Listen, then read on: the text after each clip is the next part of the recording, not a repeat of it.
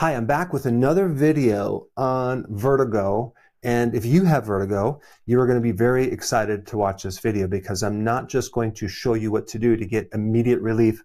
I'm going to show you what's behind this as far as a root cause.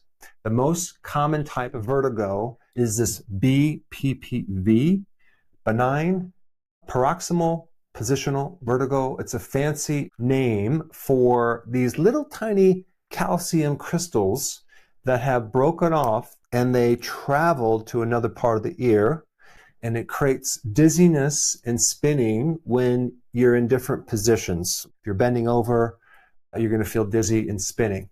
But the big question I want to answer right now is, why is it that some of these crystals start dislodging and moving in different locations in different parts of the ear where they should not be? Postmenopausal women are higher at risk for this. And then the other clue is there's actually these tiny little proteins that are supposed to keep this calcium in this place in the body. They're called calcium binding proteins.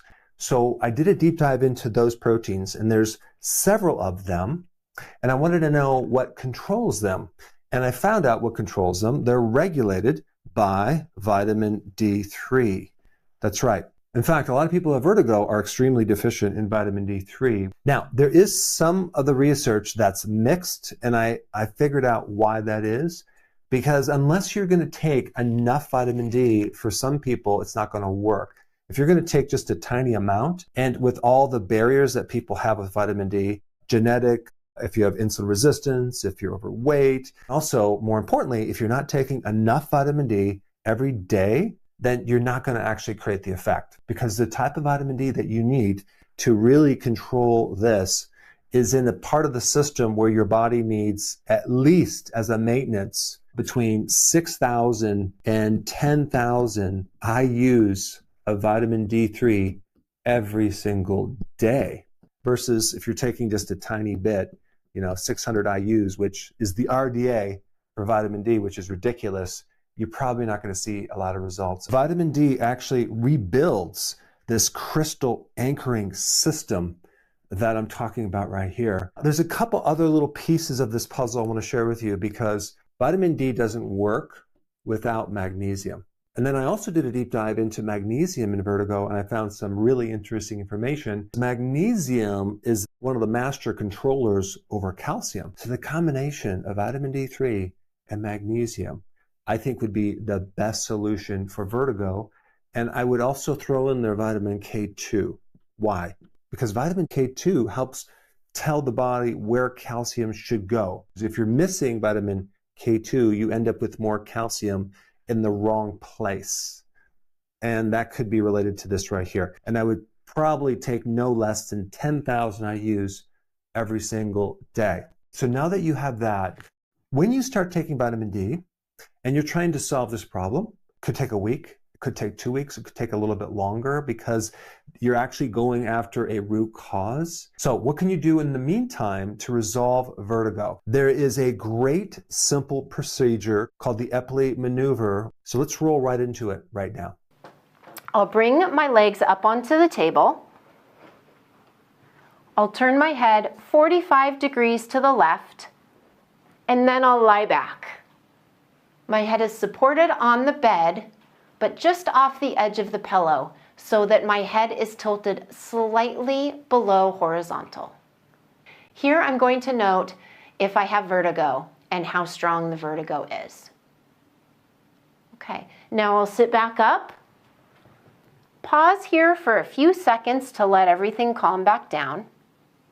And then turn your head 45 degrees to the right and repeat. I'll tip back. My head is 45 degrees to the right and slightly below horizontal, supported on the bed off the edge of the pillow. Here I'll note any vertigo symptoms and how severe they are. And then I'll return to sitting. For the purposes of this demonstration, let's say that when I tilted my head back, I had severe vertigo when my head was turned to the right.